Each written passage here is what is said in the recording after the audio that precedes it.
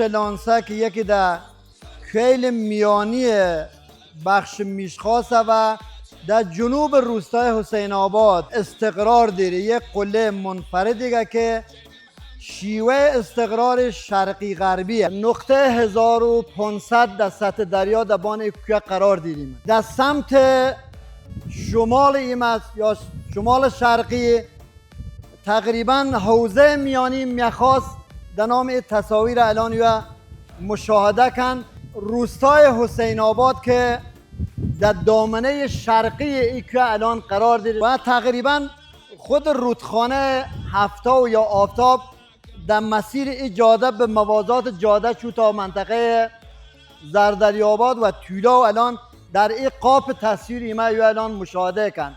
این که بسیار زیبا در این حال یکی در خیلی منفرد جغرافیای میخواست.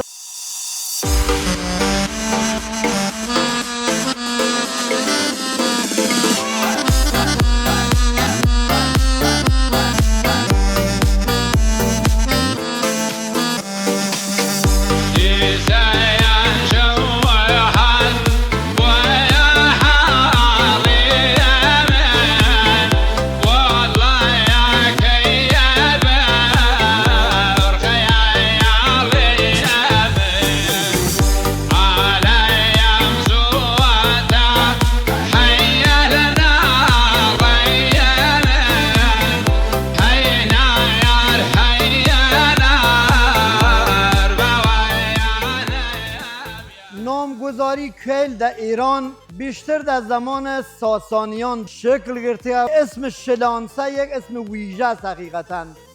اگر مردمان توجه کنن آنسه یک اسم عربیه و زمانی که آخرین سلسله ساسانیان یعنی یزدگرد سوم در این منطقه کلگه بر فراز یک قلعه داشته، این که نامگذاری بیا بین صدر اسلام و سلسله ساسانیان. شلانسه یعنی یک نام نیکویه که همنشین خوبه، یعنی از نظر عربی که آرامش داره، چون یک اسم مؤنثه، اسم خانمیه تقریبا.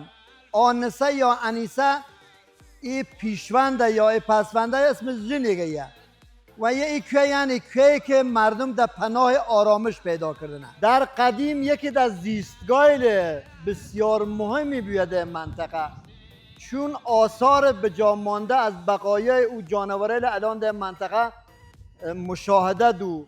چشمه دائم و جالبی که در اطراف ای که هست که انشاءالله در وقت خواه معرفی آن که من